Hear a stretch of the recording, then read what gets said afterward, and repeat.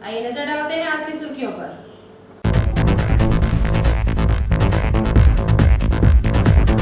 रानीगंज अंचल में शुक्रवार को भी कोरोना के 4 पॉजिटिव मरीज पाए गए।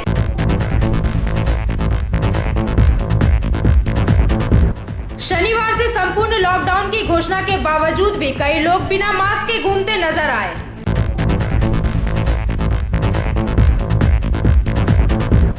दुर्गापुर विधाननगर महकमा अस्पताल में मरीज की मौत पर आक्रोशित परिजनों ने किया हंगामा।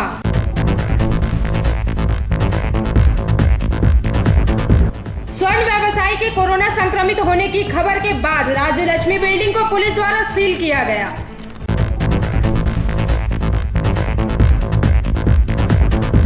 आसनसोल में मेयर जितेंद्र तिवारी द्वारा महावीर स्थान मंदिर का उद्घाटन किया गया।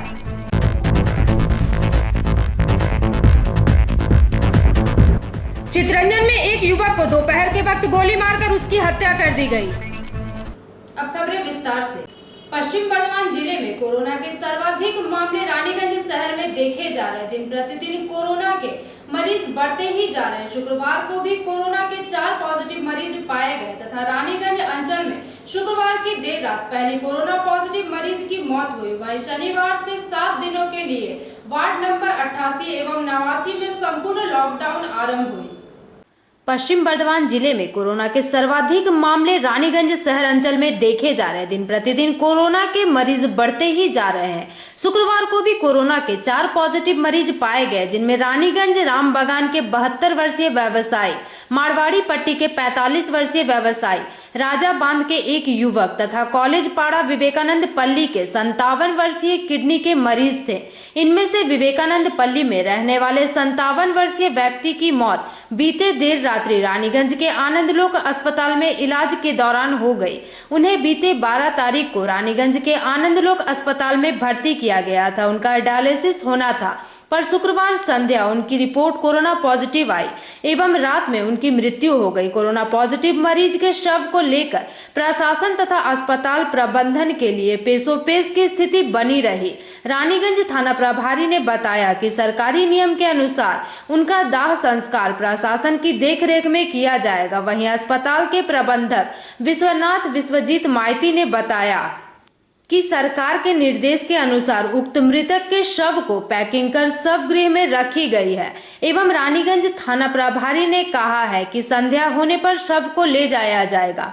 वहीं दूसरी ओर रानीगंज के वार्ड नंबर 88 एवं 89 को शनिवार से संपूर्ण लॉकडाउन किए जाने के तहत वार्ड नंबर 88 के 10 गली जबकि वार्ड नंबर 89 के 12 गलियों को बंद किया गया है। वार्ड नंबर 88 के तार बांग्ला, कॉलेज पाड़ा, विवेकानंद पल्ली, एनएसबी रोड के स्कूल मोड़, हुसैन नगर, तलवार पट्टी, सालडांगा एवं विभिन्न जंक्शन में बैरिकेड लगाए गए हैं। वार्ड नंबर 89 के शिव मंदिर रोड, एमजी रोड, चूड़ी पट्टी रोड, मोहम्मद अली रोड, राजा बांध, नवी नगर, एमएन घोष रोड, एसएफएचएस मार्ग तथा अन्य जंक्शन में बैरिकेड लगाए गए हैं। लॉकडाउन को लेकर शनिवार को रानीगंज बोरो कार्यालय में आसनसोल नगर निगम के मेयर परिसर स्वास्थ्य दिव्येंदु भगत के नेतृत्व में व्यावसायिक संगठन के प्रतिनिधि तथा पार्षदों को लेकर एक बैठक की गई। इस बैठक में रानीगंज चैम्बर ऑफ कॉमर्स के सांगठनिक अध्यक्ष उज्जवल मंडल ने बताया कि लॉकडाउन के दौरान जिन 2 वार्डों को लॉकडाउन किया गया है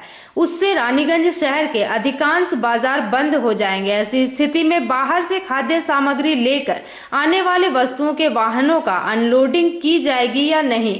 इस संबंध में रानीगंज थाना प्रभारी ने बताया कि फिलहाल इन 7 दिनों में बाहर से आने वाले वाहनों को पार्किंग में खड़ा रहना होगा। उन्होंने कहा कि लोगों को 3 दिन पूर्व से ही सूचना दे दी गई थी कि वार्ड नंबर 88 एवं 89 में संपूर्ण लॉकडाउन रहेगी।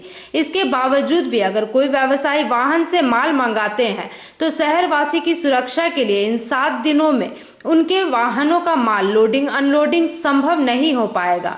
वहीं दूसरी ओर थाना प्रभारी ने यह भी कहा कि लोगों के दूध तथा अखबार लोगों के घर तक पहुंचाए जाएंगे। इसमें किसी भी प्रकार की बाधा नहीं होगी। दोनों वार्डों में पुलिस तथा वॉलेंटियर मौजूद रहेंगे जो लोगों की जरूरत के सामान उनके पास पहुंचाएंगे।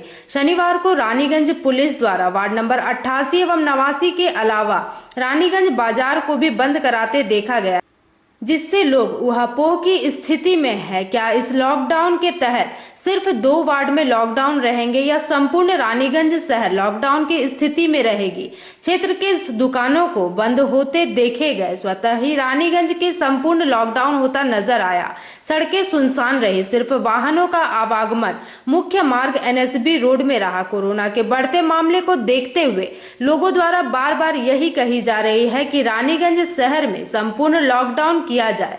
रानीगंज से वार्ड नंबर 88 एवं 89 में लॉकडाउन किए जाने के बाद शहर में स्वयं ही अपने आप संपूर्ण लॉकडाउन होता नजर आया।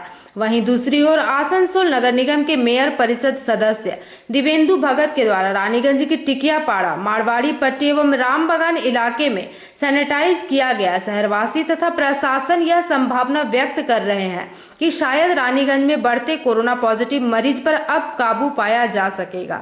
সেই দুটো এলাকার কোন কোন পয়েন্টে মানুষ ব্যারিকেডিংয়ের মধ্যে থাকবে সেটা আমাদের কালকে ঠিক হয়েছিল এবং এসডিও সাহেব প্রত্যেকটা পয়েন্ট অবজার্ভ করেছেন, বিডিও সাহেব অবজার্ভ করেছেন। অবজার্ভ করার পর তিনি সম্মতি দিয়েছেন যে না এগুলো ঠিক আছে। সেখানে কাউন্সিলর ছিলেন আরিফজলি সাহেব এবং হচ্ছে আমাদের সীমাদি ছিলেন। প্রত্যেকটা পয়েন্ট দেখা হয়েছে এবং ওনাদের মত অনুযায়ী ওই ব্যারিকেডিংগুলো ঠিক হয়েছে, সেটা ফাইনাল হয়েছে। এসডিও সাহেবের মতামত অনুযায়ী উনি দুটি আমাদের সহায়তা কেন্দ্র বলেছেন, যেটা আমরা এতোয়ারি মোড়ে করব। আমরা অলরেডি আমরা ফ্লেক্স করে নিয়ে এসেছি সহায়তা কেন্দ্রের হেল্পলাইন নাম্বার দিয়ে এবং একটা অঞ্জুমানেতে হবে, দুটো আমাদের আলোচনা হলো যে এই লকডাউনটাকে কীভাবে সাকসেস করা যায় তারই নিয়ে আলোচনা হলো আমাদের। এখানে সবাই আমাদের এখানে ছিলেন। এখানে আমরা এই আলোচনা করার পরে একটা সিদ্ধান্ত নিলে যে এখানে যে 88 এবং 89কে সম্পূর্ণভাবে লকডাউন করে দেওয়া হলো এবং এছাড়া আরও যেগুলো দোকান আছে সেই দোকানগুলোকে প্রশাসনের তরফ থেকে হাত জোর করে রিকোয়েস্ট করে এগুলোকে বন্ধ করার জন্য বলা হচ্ছে এবং তার সঙ্গে যে ওষুধের দোকানগুলো আছে সেই ওষুধের দোকানগুলোকে খোলা রাখার জন্য आवेदन करा। किस जगह में 88, 89 के विभिन्न जगह में बैरिकेड लगाया गया और बैरिकेड एकदम कुछ जगह में पूरा बैरिकेड लगा दिया एकदम और कुछ जगह में बैरियर दिया। 7 दिन কি মনে হয় আপনারা কি ব্যবস্থা পুলিশ প্রশাসনকে বলা হয়েছে এগুলোকে দেখার জন্য এবং আমরা মানুষের কাছে বারবার আবেদন করবো আবেদন করে যে মাস্ক পরুন, সোশ্যাল ডিস্টেন্স মেনটেন করুন এবং অযথা ভিড় জমাবেন না, এটা আমরা বারবার করে আবেদন করছি। रानीगंज से सम्राट दास की रिपोर्ट, पीवी न्यूज। रानीगंज के वार्ड नंबर 88 एवं 89 में शनिवार से संपूर्ण लॉकडाउन की घोषणा के बावजूद भी कई लोग बिना मास्क के घूमते नजर आ रहे हैं। रानीगंज के वार्ड नंबर 88 एवं 89 में शनिवार से संपूर्ण लॉकडाउन की घोषणा के बावजूद भी कई लोग बिना मास्क के घूमते नजर आ रहे हैं। वहीं कई दुकानें भी खुली देखी गई, जहां दुकानदार बिना मास्क का प्रयोग किए ही दुकानदारी कर रहे हैं। पुलिस प्रशासन द्वारा उन्हें मास्क पहनने का अनुरोध किया गया, साथ ही साथ हाथ जोड़कर दुकान बंद रखने का आवेदन करते पुलिस वाले नजर आए।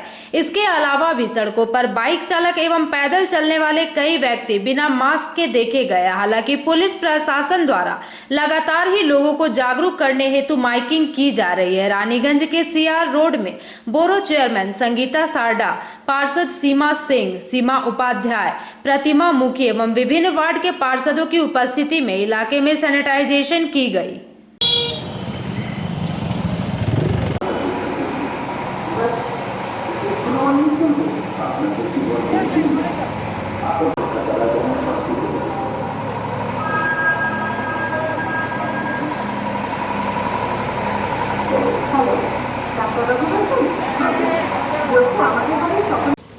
मार्क्स कहाँ है आपका? मार्क्स कहाँ है? कहाँ नहीं लगाए आप? पूरा रानीगंज में अवेयरनेस चल रहा है, आप बिना मार्क्स का जा रहे भैया। नहीं बाप, एक क्या नाम हो आपका?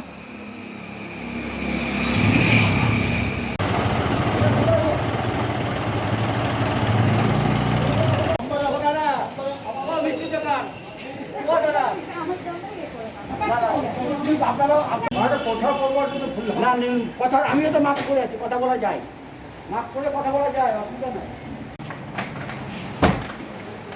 দোকানটাকে বন্ধ করুন, নিজে সুস্থ থাকুন, বাড়িতে থাকুন। না স্যার, এখন বারবার দেশের আইন কানুন কিছু মানবেন না। না না, তো বন্ধই আছে, তো বন্ধই তো আছে। কই আপনি বিনা মাস্ক সিস্টেমটাকে মানুষ জোড়হাত করে বলছি, মানুষ সিস্টেমটাকে, তাহলে আপনি সরকারের আদেশ থেকে কেন অন্য করছেন?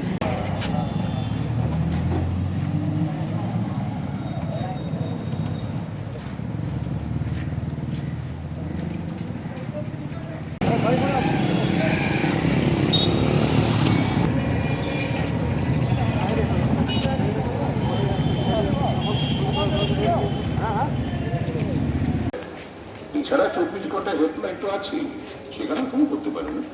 মুদ্রা কথা টেনশন করলে কিন্তু সহজ সিদ্ধান্ত। আসলে বাড়িতে আমি সম্পূর্ণ একা তো, তাই ডিসিশন নিতে খুব ভয় পাচ্ছি। এই বললো আপনাকে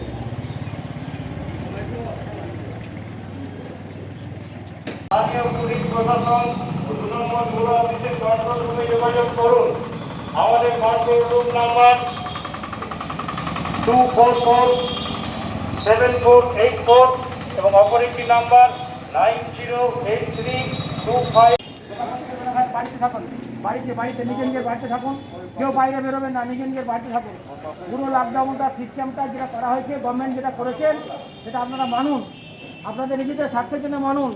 সবাই মিলে বাড়িতে থাকুন। মুখে আবার আঙুল দিয়ে হাত দিচ্ছেন, চলেন ঘরে চলেন, ছাতা নামান। পুরো এখন ডর ভয় ভীতি মানে আর ভালো করে নামান ছাতাটা, যেটা চালানো। रानीगंज से सम्राट दास की रिपोर्ट, पीवी न्यूज। दुर्गापुर विधाननगर महकमा अस्पताल में शनिवार इलाजरत मरीज की मौत हो जाने के बाद आक्रोशित परिजनों ने अस्पताल के नर्सों एवं चिकित्सकों की पिटाई की। दुर्गापुर विधाननगर महकमा अस्पताल में शनिवार इलाजरत मरीज की मौत हो जाने के बाद आक्रोशित परिजनों ने अस्पताल के नर्सों एवं चिकित्सकों की पिटाई कर दी, जिससे अस्पताल परिसर में तनाव का माहौल व्याप्त हो गया। घटने के प्रतिवाद में अस्पताल में कार्य कर रहे कर्मियों ने कार्य ठप कर हमले में शामिल लोगों की गिरफ्तारी की मांग करने लगे। चिकित्सकों एवं नर्सों द्वारा कार्य ठप कर दिए जाने से अस्पताल में चिकित्सा सेवा कुछ देर के लिए बाधित हो गई। वहीं अस्पताल प्रबंधन की ओर से हमलावरों के खिलाफ न्यू टाउनशिप थाना में मामला दर्ज कराया गया है। उल्लेखनीय है कि शुक्रवार की शाम सागरभंगा निवासी 42 वर्षीय प्रवीर पाल नामक व्यक्ति की सांस में तकलीफ की शिकायत पर परिजनों ने उन्हें दुर्गापुर के विधाननगर अस्पताल में भर्ती कराया था, जहां शनिवार सुबह इलाज के दौरान उनकी मौत हो गई। मौत की सूचना पाकर मृतक के घर वाले आक्रोशित हो उठे एवं चिकित्सा में लापरवाही बरतने का आरोप लगाते हुए अस्पताल में हंगामा मचाने लगे।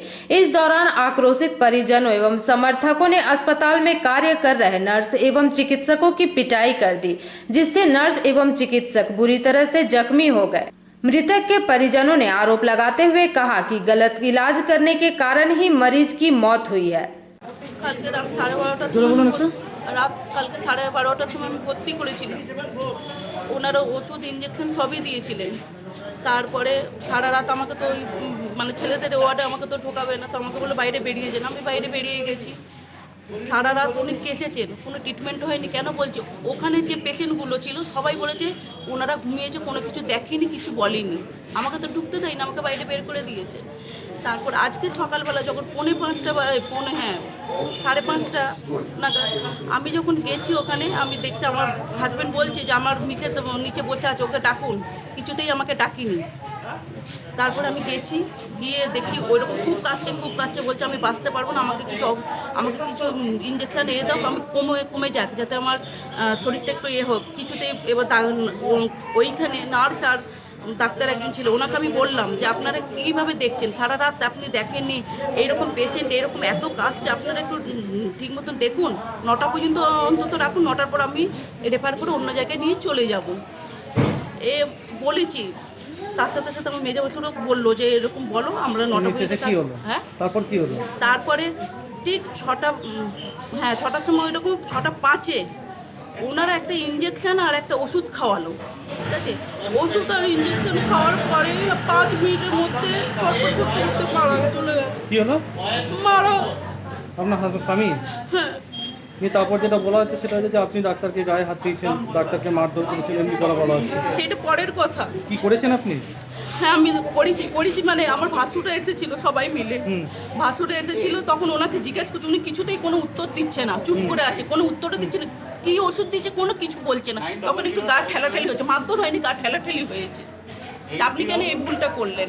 এবার যে আমাকে আবার বলছে নিচে ইমার্জেন্সি যে রুম আছে সেই রুম থেকে আমাকে বলেছে আমি তাদের কাছে যান, তারা কি বলছে শুনুন, তারপর আমার কাছে আসেন। আমি ওপর আর নিচে দুবার করেছি, করার পরেও আমাকে কোনো দিচ্ছে না। ডাক্তারকে মারতে গেলেন কেন? আপনি স্টাফদের মেরেছেন, এমনি একটা অভিযোগ আছে। না, আমি ডাক্তারদের গায়ে হাতও তুলিনি, কিছুই না, বললো তো আমি মানবো না। কি নাম আপনার? আমার নাম স্বপ্ন পাল, সাগরবাঙ্গা বাড়ি আমার, D/4 কোয়ার্টার নাম্বার। আচ্ছা, আপনার হাজবেন্ডের নাম কি? প্রবীর পাল। কি করতেন উনি? উনি এমনি প্রাইভেট কোম্পানির কাজ করেন, কোনো বয়স কত ছিল না? 42 বছর। আর কি বলতেন, কি নিয়ে ভর্তি হয়েছিল হসপিটালে? উনি ভর্তি হয়েছিল, ওনার এমনি কোনো কিছু হয় না, উনি শুধু শ্বাসকষ্ট, মানে নিঃশ্বাস নিতে পারছিলেন। কখন ভর্তি করতে এসেছিলেন কালকে? রাত 12:30টার সময়। আজকে সকাল 6:05 মারা গেছে। হ্যাঁ। Severe respiratory distress. আমি বললাম পেশেন্ট কি কোনো বাইরে কাজে ফাজে গেছিলো? বললো না, কোনো কাজে ফাজে যায়নি, এরকম শ্বাসকষ্ট হয়, একটু অক্সিজেন দিলে ঠিক হয়। তো আমি দেখলাম পেশেন্টের ফেলিওর পর্যায়ে, তো আমি এতে ভর্তি করলাম মেল মেডিকেল ওয়ার্ডে 35। তখন আমি বললাম আপনাদের কিন্তু সারাতে থাকবেন। তখন ওরা একটা স্টেটমেন্ট লিখে দিল, বললাম আমাদের কেউ থাকার লোক নেই, আমরা কিন্তু থাকবো না। এবার ভোর 4টার সময় দেখলাম পেশেন্ট আরও খারাপ হয়ে যাচ্ছে। তো খারাপ হয়ে যাওয়ার সঙ্গে সঙ্গে আমি আবার নতুন করে অ্যাডভাইস ওটা করলাম। এবার 6:15 যখন, তখন পেশেন্টটা খুবই খারাপ হয়ে যাচ্ছে। শিশুকে আমাদের সিস্টার ইনফর্ম করলো, শিশুতে তখন কোনো বেড ফাঁকা ছিল না। তো বিআইসি আসলো, বিআইসি আসার পরে তখন পেশেন্টটা নাকি মারা গেছে। মারা যাওয়ার পরে এবার উপরে নাকি সিস্টারকে মারধর করেছে পেশেন্ট পার্টি। তো তখন আমি যাই না, আমি তো এমার্জেন্সি সকালবেলা দাঁড়িয়ে আছি 6:30 মতো বাজিয়ে, এসে আমাকে দুমদাম করে ওনার সাথে দুটো লোক ছিল, মারতে মারতে বলছে যে আপনার ইঞ্জেকশনে পেশেন্টটা মারা গেছে। রাত্রি না, সকালবেলা দুমদাম করে মারতে আরম্ভ করলো। এবার আমাদের স্টাফরা ছুটে আসলো, আমি তো মোটামুটি অজ্ঞান হয়ে পড়ে যাওয়ার মতো অবস্থা, নাইট ডিউটি করে তখন আমাকে এনে সব রেস্ট রুমে আমাকে ঢুকিয়ে দিল আর কি। তো এখন কি আপনারা হসপিটালে কি এই প্রতিবাদে কি কোনো সিজওয়ার বা কিছু? এটা তো আমাদের যারা অ্যাডমিনিস্ট্রেশন আছে তারা সেপারেট কী করবে সেটা ওদের ব্যাপার। কাজ আপাতত বন্ধ রেখেছে? হ্যাঁ, আপাতত সিস্টেম আমাদের অ্যাসিস্ট্যান্ট সুপার আছে, উনি বলবেন আর কি যে কাজটা বন্ধ কিনা। তবে ঘটনাটা সিস্টারকে মেরেছে, আমাদের স্টাফও মেরেছে 2-4 জনকে, তাদের একজনের মুখটুক ফুলিয়ে দিয়েছে। ওরা উপর দিয়ে মারতে মারতে আসছিল আর কি। কিন্তু যে বিআইসি তাকে নর্মাল অবস্থা এসেছিল চিনতে পারেনি, সে টিকিটটা নিয়ে এসে আমার এখানে ঢুকে পড়ে আর কি। অভিযোগ করেছেন এটা? হ্যাঁ, থানায় জানাচ্ছেন আপনারা? হ্যাঁ, থানায় সব জায়গায় জানাচ্ছি। এফআইআর করছেন? হ্যাঁ, এফআইআর করছে, ইঞ্জুরি রিপোর্টে দিচ্ছে।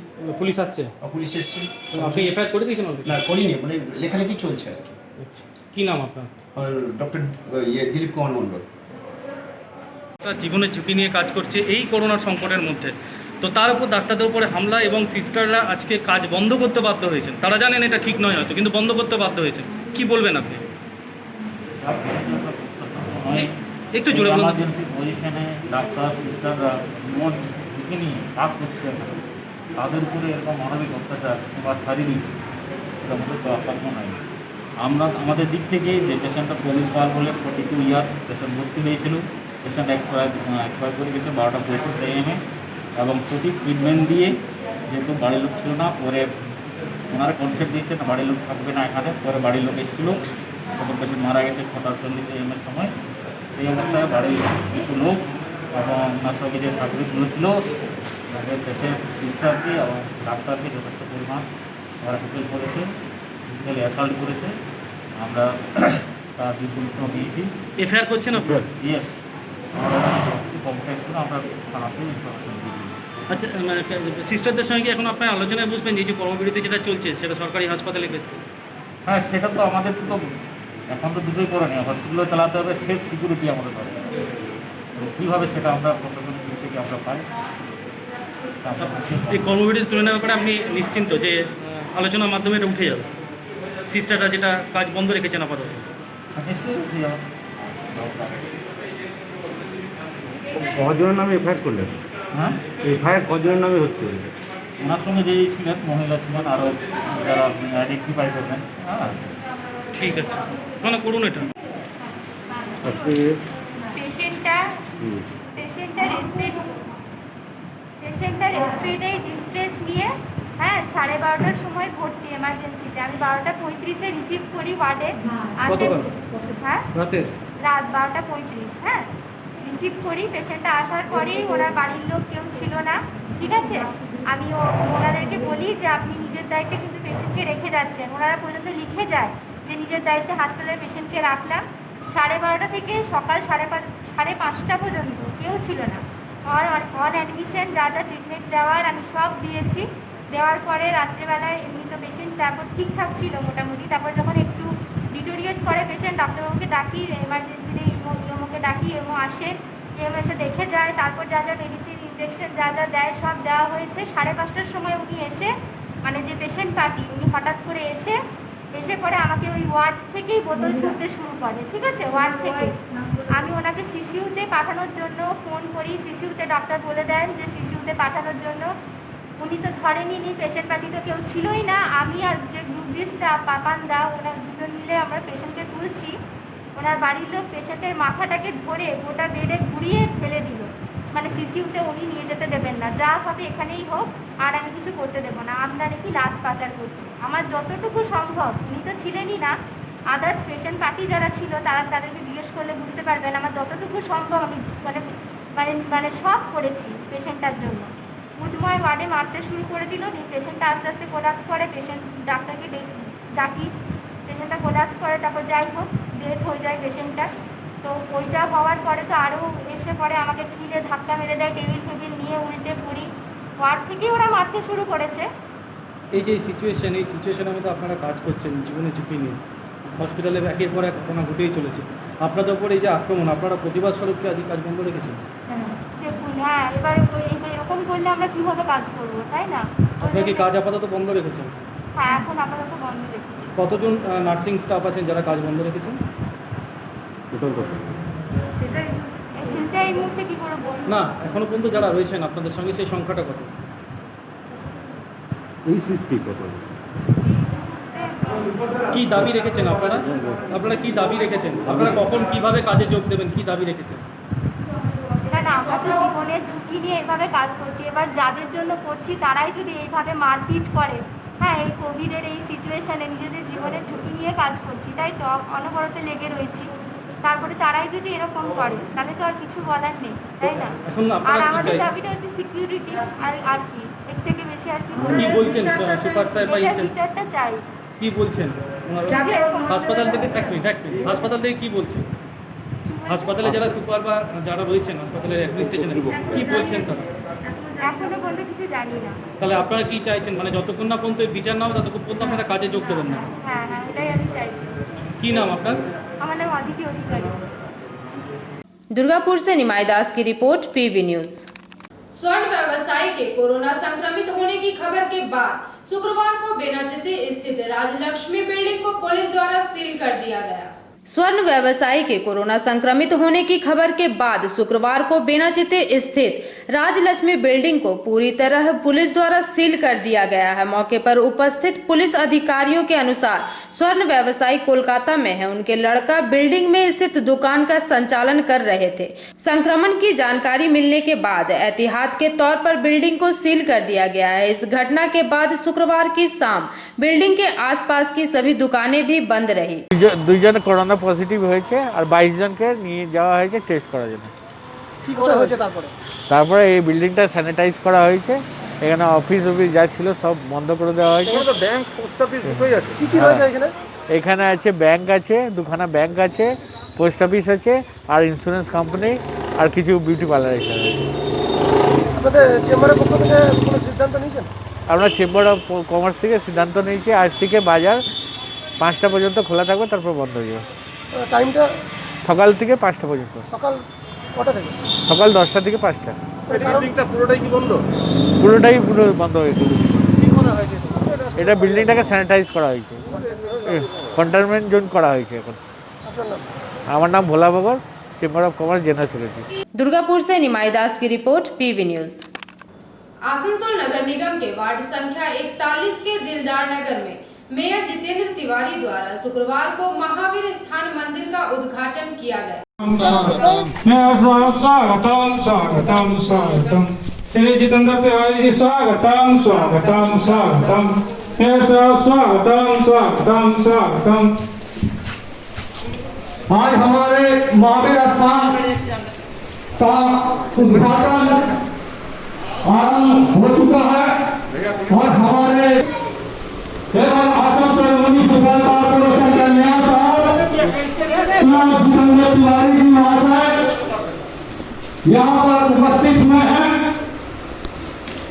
हर कोई इस महामारी से भाई पिता से हम लोग डिस्टेंस बना करते हैं।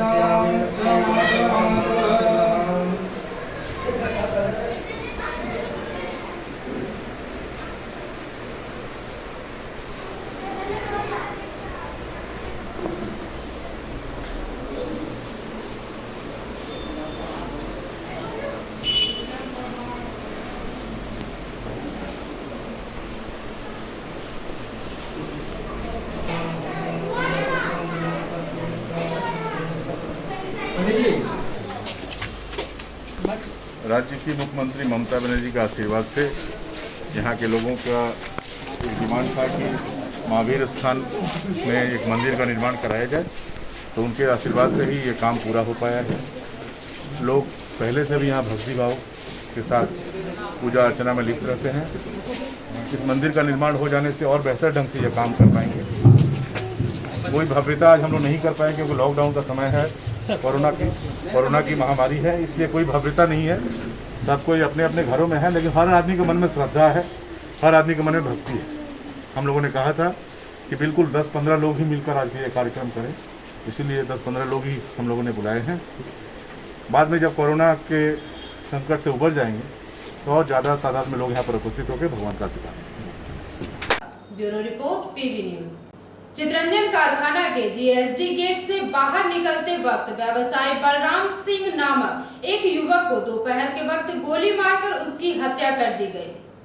चितरंजन कारखाना के जीएसडी गेट से बाहर निकलते वक्त व्यवसायी बलराम सिंह नामक एक युवक को दोपहर के वक्त गोली मारकर उसकी हत्या कर दी गई। गोली उसके सिर एवं छाती में लगी, जिसमें उसकी मौत हो गई। मिली जानकारी के मुताबिक रोज की भांति शनिवार की सुबह को भी 8 बजे बलराम सिंह चितरंजन कारखाना के जीएसडी गेट के भीतर नीलामी का माल लेने गए थे। उसके बाद वह शाम के 5 बजे वहां से निकलकर अपनी स्कूटी से घर की ओर जा रहे थे। उसी वक्त काले रंग की पल्सर मोटरसाइकिल में हेलमेट पहने 2 लोगों ने बलराम सिंह को निशाना बनाकर उन पर गोली चलाई। इस घटना के बाद उन्हें चितरंजन कस्तूरबा गांधी अस्पताल ले जाया गया, जहां चिकित्सकों ने उन्हें मृत घोषित किया। इस घटना के बाद से आरपीएफ द्वारा चितरंजन को संपूर्ण रूप से सील कर दिया गया है। पुलिस हमलावरों की खोज में जुट गई है। साथ ही साथ पुलिस का यह भी कहना है कि यह एक व्यक्तिगत लड़ाई भी हो सकती है। इस घटना के बाद बलराम सिंह के बहुत सारे परिजन अस्पताल में एकत्रित हुए। वहीं सालानपुर ब्लॉक तृणमूल के युवा नेता मुकुल उपाध्याय ने जानकारी देते हुए बताया कि बलराम सिंह तृणमूल के एक सक्रिय कर्मी थे एवं वह चितरंजन कारखाना में लोहा के यंत्रों सहित विभिन्न सामग्रियों की नीलामी करते थे। इस विषय में तृणमूल युवा नेता मुकुल उपाध्याय का कहना है कि इस घटना में संपूर्ण रूप से इंसाफ होना चाहिए। इसके लिए प्रशासन को 7 दिनों का समय दिया जाता है। यदि प्रशासन 7 दिनों के अंदर आरोपियों को गिरफ्तार नहीं किया गया तो वे बृहत्तर आंदोलन करने पर बाध्य होंगे। फिलहाल पुलिस द्वारा मामले की जांच पड़ताल की जा रही है। একটা ছেলে পার্টিতে ছেলে চিত্তরঞ্জনে ব্যবসা করতো। ও আজ নিজের লেবারগুলোকে পেমেন্ট দিচ্ছিল। ওই টাইমে 2টো ছেলে এসে না 4টে ছেলে এসে ওকে গুলি করে দিয়ে চলে যায়। আমরা এখন হসপিটালে এসেছি মৃত বলে ঘোষণা করা। কি জানা গেছে যে পরিচিত কেউ? সেটা আমাদের আইডিয়া নেই। আমরা এখন প্রশাসনের সাথে বসবো, তারপর দেখবো কি তদন্ত পুলিশকে মানে এখানে জানাচ্ছেন কি রেল প্রশাসনের মধ্যে এইভাবে ঘটনা ঘটে গেল, তো কি বলতে চাইছেন? রেল প্রশাসনে এটা কমজোরি আছে, যেটা আমাদের একটা প্রোটেক্টেড এরিয়ার মধ্যে ঘটনা ঘটেছে। এখন রেল প্রশাসন হয়তো বাড়িতে বসে আছে, এদের আজই ধরে নেওয়া উচিত ছিল রেল প্রশাসনে। কি চাইছেন আপনারা? আমরা অ্যারেস্ট চাইছি, যারাই দুষ্কৃতি হোক যাতে অ্যারেস্ট হয় খুব জলদির মধ্যে। কি নাম ছিল যে মারা গেছে তার নাম বলরাম সিং। কি ব্যবসা করতো চিত্তরঞ্জনে, ছোটো মোটো ঠিকাদারি, স্যানিটাইজ যে ঠিকাদারিগুলো হয়। ঘটনাটা কেউ এখন বলতে পারছে না, এটা প্রশাসনের কাজ, এটা প্রশাসন বলবে। কিন্তু এটা টন পোস্ট মধ্যে এটা ঘটনাটা ঘটেছে, এটা মানে বিশ্বাস করতে পারে না কেউ। এরকম এত ভালো ছেলে কিছুদিন আগে বাবাকে কিডনি ডোনেট করেছে, যে বডিতে এখন দেখা যাবে একটা কাটমার্ক আছে বড় একটা, সে ডোনেট করেছেন, বাবাকে তো ভালোবাসতো। আর ওই লোক সঙ্গে এখন ঘটনা হয়েছে। কখন হয়েছে ঘটনাটা? এই সন্ধ্যা 5:30টার মতো হয়েছে। কীভাবে হলো, কী হয়েছে, কীভাবে মারা হয়েছে? শ্যুট করেছে কেউ। আপনি পিকচারে দেখতে পারবেন, এখানে একটা ছোকা এখন দাঁড়িয়ে আছে, ওরা একই ছিলেন, পেমেন্ট করে সবাইকে মিষ্টি খাওয়া পয়সা দিয়ে বেরোচ্ছিলেন, বাড়ি যাচ্ছিলেন, তখন ওই দুষ্কৃতীরা কি মোটর সাইকেলে ছিল? স্কুটি ছিল একটা, স্কুটিতে ছিল, গোল্ডেন কালার একটা স্কুটি ছিল, দুজন মানে আছে এখনও স্পটে আছে। স্কুটিটা ফটোটা পেয়ে যাবেন, ফটো আছে পেয়ে যাবেন। এ তো ব্যবসায়ী ছিল, ব্যবসা ছিল, নানা রকম ব্যবসা ছিল, এনার কোনো নেই, নানা রকম ব্যবসা ছিল, খুব ভালো ছেলে ছিল বলা হচ্ছে। এবং তৃণমূল কর্মীও ছিলেন। হ্যাঁ বলতে পারেন, এটা বলতে পারেন, কিন্তু এনার খুব একটা বেশি নেই, কাজ করতো, টাকা কামাতো, ফ্যামিলি দেখতো, বাস। বাড়িতে কে কে রয়েছে? বাড়িতে এনার ওয়াইফ আছে, মিসেস আছে, 2 বছর একটা ছোটো বাচ্চা আছে, মা আছে, 2টো ভাই, 3টে বোন, সবার বিয়ে হয়ে গেছে। বাবা এখন হসপিটালে ট্রিটমেন্টে আছে, বাড়ি এখন কেউ খায়নি। আপনার নাম? আমার নাম মুকেশ। আমাদের এরিয়াতে থাকতো আগে, যখন এনার বাবা রেলওয়ে এমপ্লয় ছিল তখন এরা স্যাঁকিসে থাকতেন, কিন্তু এখন এরা বাড়ি করেছেন মালবোয়ালে, ওখানে টাকা। Bureau report PV news. अब चलते हैं छोटे से ब्रेक की ओर, तब तक के लिए जुड़े रहिए हमारे साथ।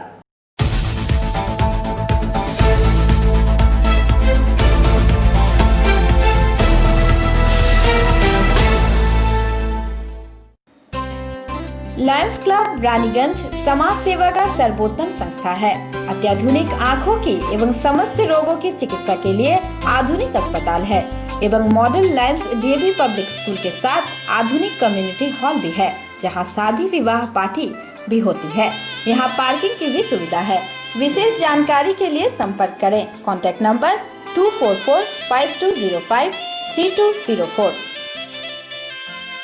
প্রকৃতির অনবদ্য উপাদানে তৈরি হনুমন্ত আটা, খাঁটি চানা বেসন, উৎকৃষ্ট মানের ডালিয়া, স্পেশাল ময়দা, ছোলার তৈরি বিশুদ্ধ ছাতু, সুস্বাদু সুজি ও পরিশুদ্ধ চিনি, মানেই স্বাদ ও আহ্লাদের কমপ্লিট প্যাকেজ।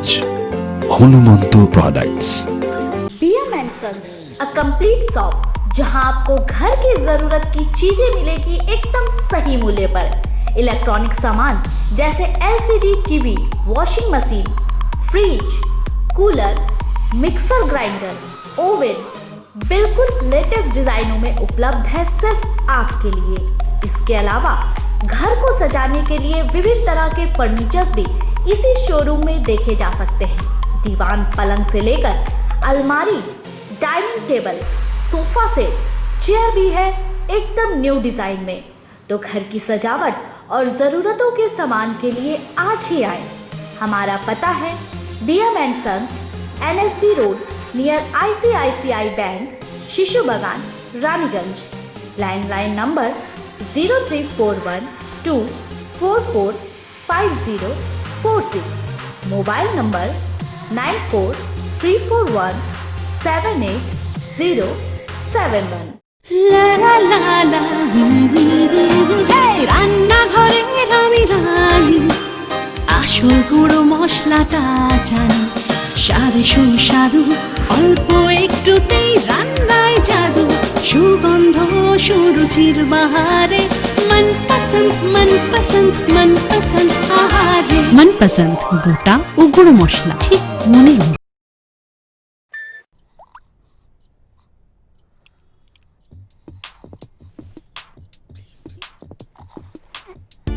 न दिन खत्म होता है न रात, और शाम चलती है सुबह तक। नई जनरेशन है भाई। ज़माने के यार है सब, मस्ती पे सवार है। जो मेहनत को मस्ती बनाए वही वाइज है। अरे डांस भी तो एक्सरसाइज है। ज़माने के यार हैं, हवाओं पे सवार है। मंजिल कहाँ है, कैसे पहुंचना है, नो कंफ्यूजन। दैट्स द नई जनरेशन। गली गली में चले हैं हम, हमें रोक सके ना किसी में है दम। बालों के रंग पे मत जाओ, बैटरी फुल है। इनके सामने तो अच्छों का डिब्बा गुल है। ज़माने के यार हैं। ये क्या है? नई जनरेशन है। आजकल इंडिया की हर जनरेशन नई जनरेशन है। इन्हीं के लिए आई है नई जनरेशन वाली एक्टिवा 4G।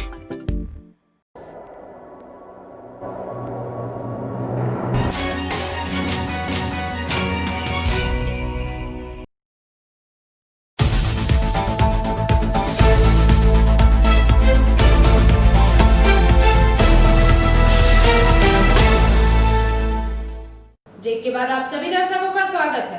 आसनसोल नगर निगम के वार्ड संख्या 14 के तपसी बाबा मंदिर के निकट नवनिर्मित लाइब्रेरी का उद्घाटन कार्यक्रम में उपस्थित मुख्य अतिथि मेयर जितेंद्र तिवारी द्वारा किया गया।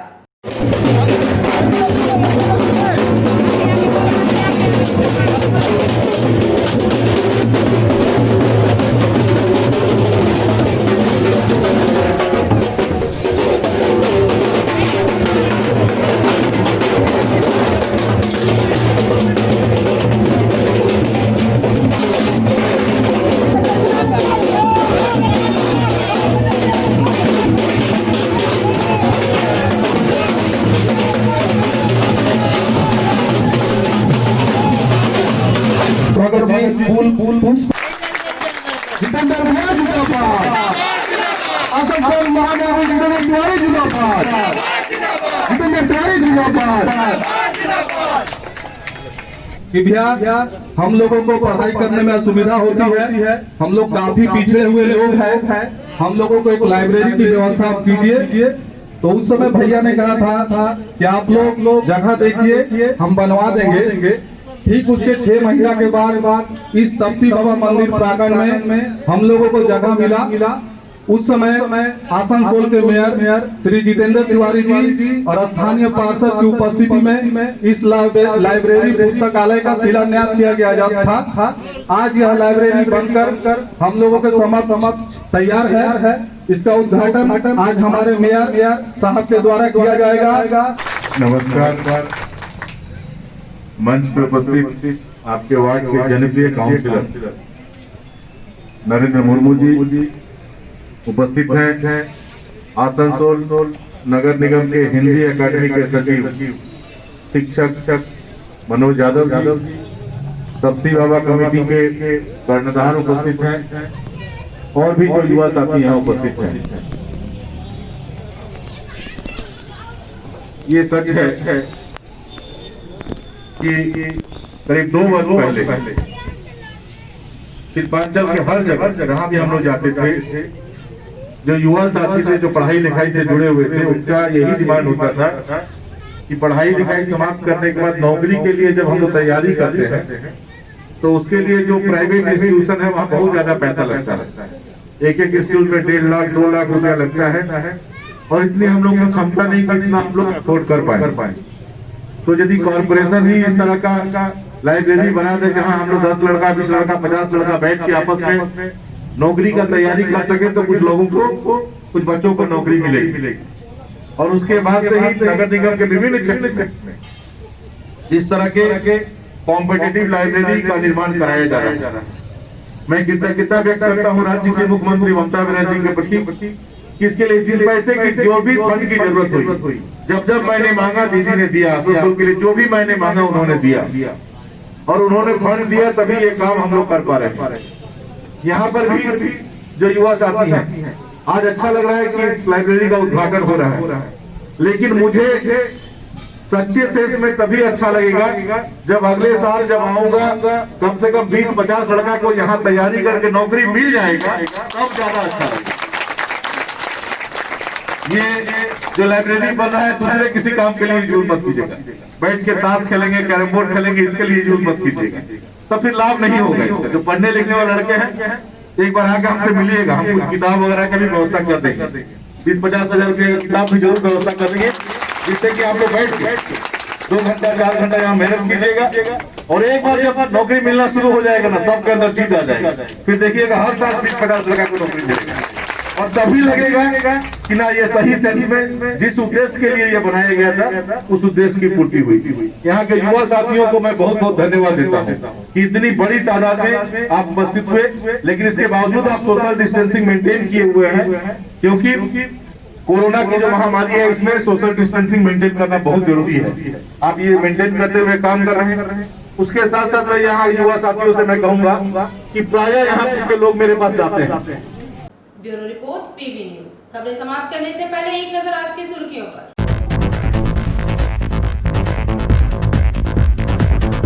रानीगंज अंचल में शुक्रवार को भी कोरोना के 4 पॉजिटिव मरीज पाए गए।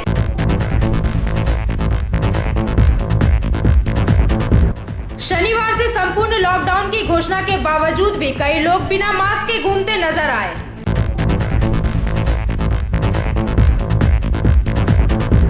दुर्गापुर विधाननगर महकमा अस्पताल में मरीज की मौत पर आक्रोशित परिजनों ने किया हंगामा।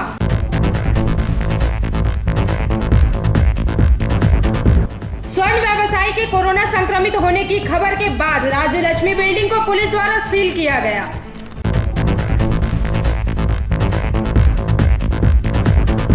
आसनसोल में मेयर जितेंद्र तिवारी द्वारा महावीर स्थान मंदिर का उद्घाटन किया गया।